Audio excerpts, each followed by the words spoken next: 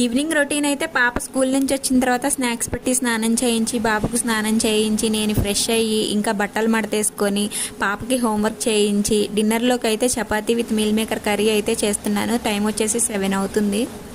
నువ్వు నిజంలాగా నన్ను ముడేస్తుంటే ఏ నిమిషాన నేను గతంలోని ఆ కలల్లోనే ఉన్నా. నువ్వు ప్రతిసారి నీ ప్రపంచంలో నన్ను చూస్తున్నా. నేను అదే పనిగా నిన్ను వెలేస్తూనే ఉన్నా.